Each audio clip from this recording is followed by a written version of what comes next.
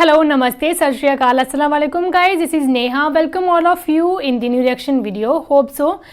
You all are doing absolutely great and fine. So बहुत दिन से ना ये वीडियो बनाने का मैंने सोचा था, मेरे फ़ोन में वीडियो पड़ी थी. So मतलब मेरा ना कहते हैं ना एक से वाइब सी नहीं आ रही थी ना कि मैं मतलब एक तो टाइम नहीं मिल रहा था, बहुत सारी मैंने वीडियोस पहले से बना के रखी हुई हैं. सो ये जो वीडियो है, इस वीडियो का टाइटल है हज़रत मूसा की पैदाइश का एक अजीब सा किस्सा. सो वो अजीब सा किस्सा क्या हो सकता है ना, हज़रत मूसा की पैदाइश का. तो आज हम वो सुनेंगे, उसको जो है एंजॉय करेंगे कि क्या ऐसा किस्सा है.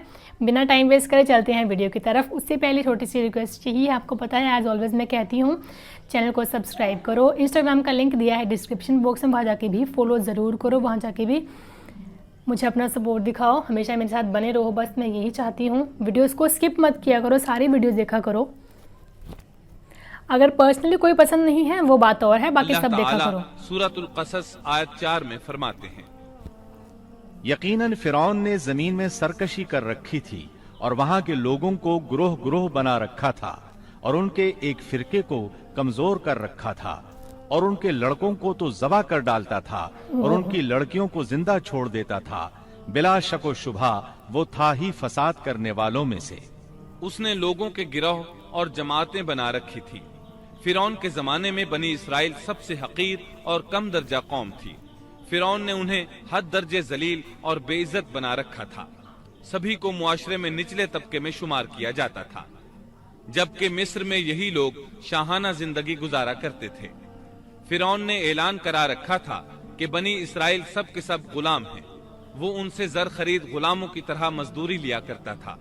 उनकी औरतों से लौंडियों बांदियों जैसा बर्ताव किया जाता था. वो जो चाहता था उनसे करता था.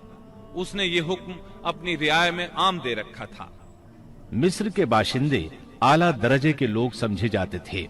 वो किप्ती कहलाते थे. फिरौन ने बनी इसराइल को गुलाम और महकूम बना रखा था और उन्हें हर तरह से कमजोर कर दिया था. अल्लाह ताला सूरतुल क़सस आयत 4 में फरमाते हैं, यस्तज़इफ़ु ताइफ़तम मिनहुम, और उसने उनमें से एक फिरके को कमजोर कर रखा था.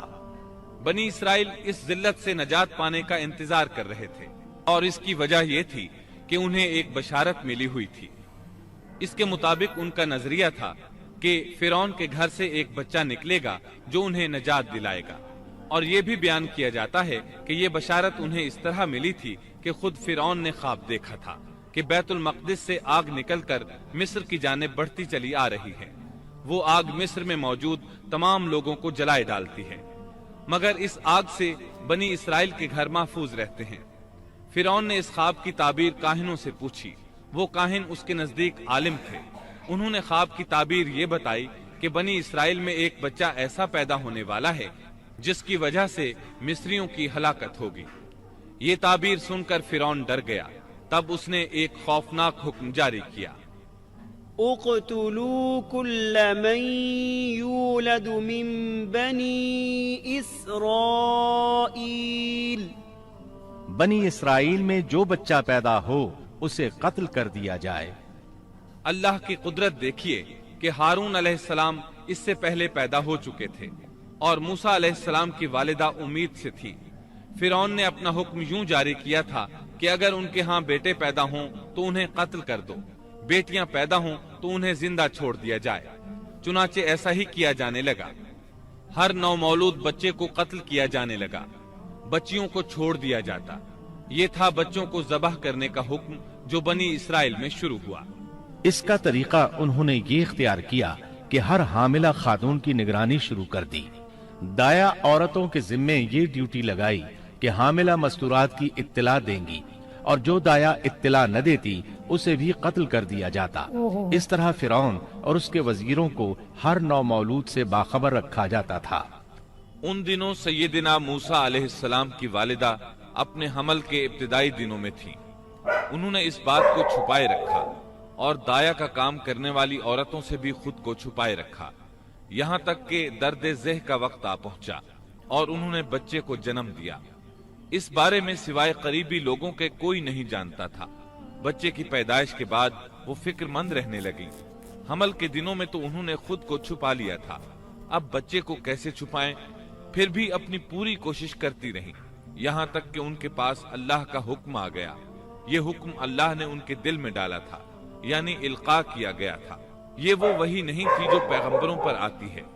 سورۃ القصص آیت 7 میں ہے، وَأَوْحَيْنَا إِلَىٰ أُمِّ مُوسَىٰ أَنْ أَرْضِعِيهِ فَإِذَا خِفْتِ عَلَيْهِ فَأَلْقِيهِ فِي الْيَمِّ وَلَا تَخَافِي وَلَا تَحْزَنِي إِنَّا رَادُّوهُ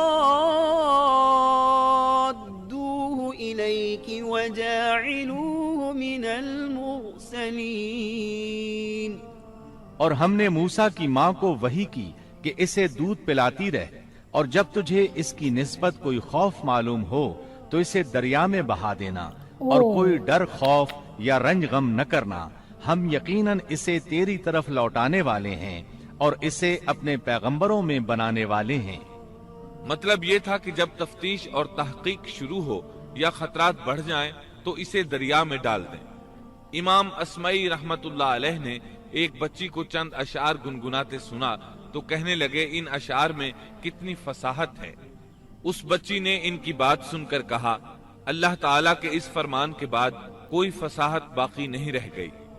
وَأَوْحَيْنَا إِلَىٰ أُمِّ مُوسَىٰ أَنْ أَرْضِعِيهِ فَإِذَا خِفْتِ عَلَيْهِ فَأَلْقِيهِ فِي الْيَمِّ وَلَا تَخَافِي وَلَا تَحْزَنِي إِنَّا رَادُّوهُ إِلَيْكِ وَجَاعِلُوهُ مِنَ الْمُرْسَلِينَ۔ اس آیت مبارکہ میں بیک وقت دو خبریں، دو احکام، دو حکم امتناعی اور دو بشارتیں ہیں، یعنی ہم نے موسیٰ کی ماں کو وحی کی کہ اسے دودھ پلاتی رہے، یہ دو خبریں ہیں، اور جب تجھے خوف محسوس ہو تو اسے دریا میں بہا دے، یہ دو حکم ہیں۔ کوئی خوف نہ کھا اور کوئی غم نہ کر، یہ دو امتناعی حکم ہیں۔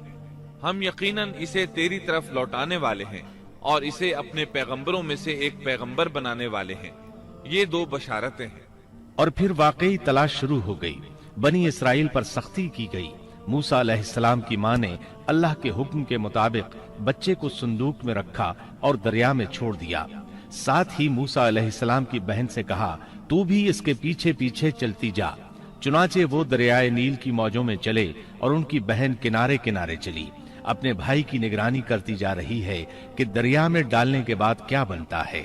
اللہ تعالیٰ سورۃ القصص آیت 11 میں فرماتے ہیں، وَقَالَتْ لِأُخْتِهِ قُصِّيهِ فَبَصُرَتْ بِهِ عَن جُنُبٍ وَهُمْ لَا يَشْعُرُونَ۔ موسیٰ کی والدہ نے ان کی بہن سے کہا، تو اس کے پیچھے پیچھے جا، تو وہ اسے دور ہی دور سے دیکھتی رہی اور فرعونیوں کو اس کا علم بھی نہ ہوا۔ صندوق بہتا ہوا فرعون کے محلات کے قریب آن ٹھہرا۔ محلات دریائے نیل کے کنارے تھے۔ اللہ تعالیٰ سورۃ القصص میں فرماتے ہیں، آخر فرعون کے آدمیوں نے صندوق اٹھا لیا، آخرکار یہی بچہ ان کا دشمن ہوا اور ان کے رنج کا باعث بنا۔ اب وہ اس کی بھلائی چاہ رہے ہیں، لیکن وہی فرعونیوں کے لیے وبال جان بننے والا تھا۔